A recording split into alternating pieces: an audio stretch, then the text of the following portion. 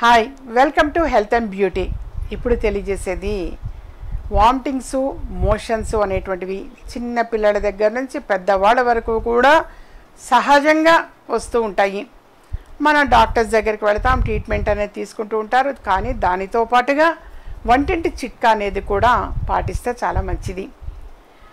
మనం అన్నం వండేటండి, ఆ తర్వాత అన్నం వండేప్పుడు గంజి అనేది వారుస్తారు. అంటే ఈ మధ్య ఈ కుక్కర్లు అనేవి వచ్చిన తర్వాత గంజి అంటే తెలియట్లేదు. వాస్తవంగా గంజి అనేది వార్చేవాడు. ఆ గంజిలో కొద్దిగా ఉప్పు వేసి ఆ గంజిని గనక తాగితే, చిన్నపిల్లలైతే వాళ్ళకి తాగిస్తే, కాస్త చల్లార్చి అవి తాగిస్తే వామిటింగ్స్ మోషన్స్ తగ్గిపోతాయి నాన్న వాస్తవంగా. అలాగే జీర్ణ వ్యవస్థ అని అంటారు, అది కూడా బాగుంటుంది. చర్మం కూడా కాంతివంతంగా ఉంటుంది. నీరసం కూడా రాదు. వామిటింగ్స్ మోషన్స్ వచ్చినప్పుడు కాస్త నీరసం కూడా అవుతుంటాయి. నీరసం కూడా కాదు, రాదనమాట. ఇది వాస్తవంగా చాలా చాలా మంచి చిట్కానే.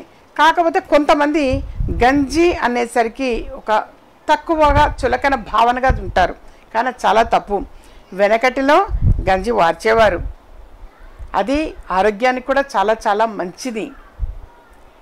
అది మెడిసిన్గా, కనీసం ఇలాంటప్పుడన్నా మెడిసిన్గా కాస్త విడిగా అన్నం వండి కొంచెం గంజి వార్చి కొద్దిగా బియ్యం పెట్టైనా సరే వండి వార్చి మీరు ఎంత డాక్టర్ ట్రీట్మెంట్ ఇప్పిస్తూ ఉన్నా కానీ ఇది కూడా చేయడానికి ప్రయత్నం చేయండి నాన్న, చాలా మంచిది.